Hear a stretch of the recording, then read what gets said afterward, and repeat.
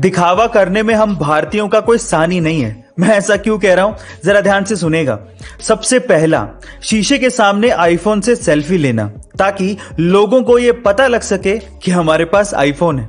दूसरा, fathers day और mother's day पर अपने माता पिता की तस्वीर हम लोग इस तरह से डालते हैं जैसे माता पिता की सबसे आज्ञाकारी संतान हम ही हैं।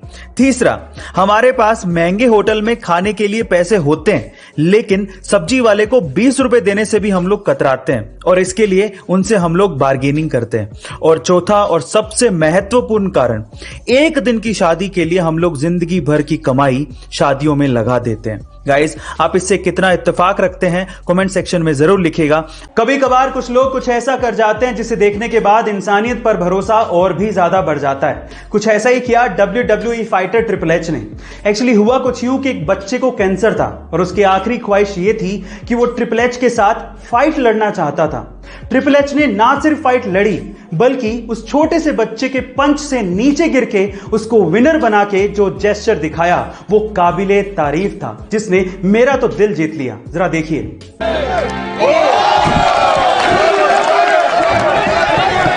गाइस, आपको ट्रिपल एच के इस जेस्चर पर क्या कहना है कमेंट सेक्शन में जरूर लिखिएगा। और ऐसे अमेजिंग दुनिया के बेहद शक्तिशाली लोगों की ये बातें आपको बहुत कुछ सोचने पे मजबूर कर देंगी। ध्यान से सुनिएगा। सबसे पहले शेक्सपियर, दूसरों की भावनाओं के साथ कभी मत खेलो क्योंकि आप खेल जीत सकते हो लेकिन जोखिम यह है कि आप निश्चित तौर पर जीवन भर के लिए उस व्यक्ति को खो दोगे। नेपोलियन, दुनिया बहुत पीड़ित है और पिछड़ भी रही है, बुरे लोगों की हिंसा के कारण नहीं बल्कि अच्छे लोगों की चुप्पी के कारण। आइंस्टाइन, मैं उन सभी लोगों के लिए आभारी हूं जिन्होंने मुझे किसी चीज के लिए मना किया।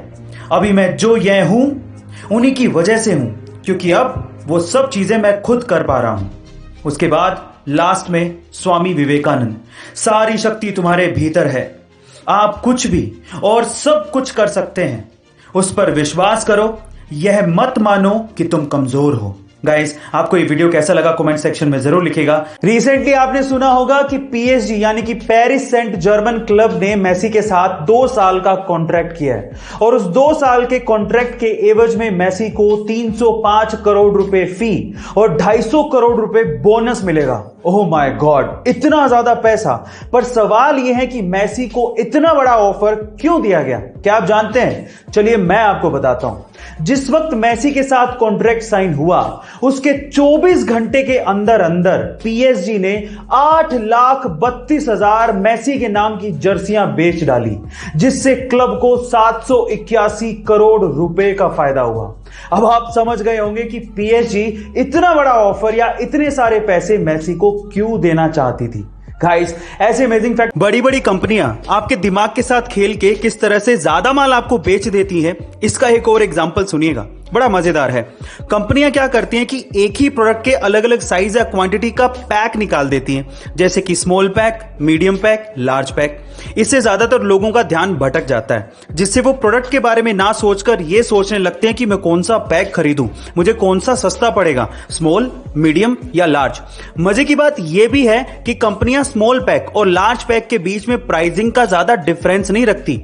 इससे अधिकतर लोग लार्ज पैक ही खरीदते हैं। ऐसा करके कंपनियां कस्टमर की जेब से ज्यादा पैसा निकलवा लेती हैं और उन्हें ज्यादा माल बेच देती हैं। इस तरह के इफेक्ट को डिकोय इफेक्ट कहा जाता है। गाइस, आपको ये जानकारी कैसी लगी कमेंट सेक्शन में जरूर लिखें। बड़े काम की शुरुआत हमेशा छोटे से होती है। कैसे? एक और एग्जांपल सुनिए। आपने सबवे रेस्टोरेंट्स का नाम तो जरूर सुना होगा लेकिन क्या आपको पता है कि उसके ऑनर फ्रेड डेलुका इस बिजनेस को करना ही नहीं चाहते थे बल्कि वो तो एक डॉक्टर बनना चाहते थे, लेकिन पैसों की तंगी के कारण वो ऐसा नहीं कर पाए। उनकी इसी हालत को देखकर उनके करीबी दोस्त पीटर ने उन्हें $1000 दिए और एक दुकान खोलने की सलाह दी।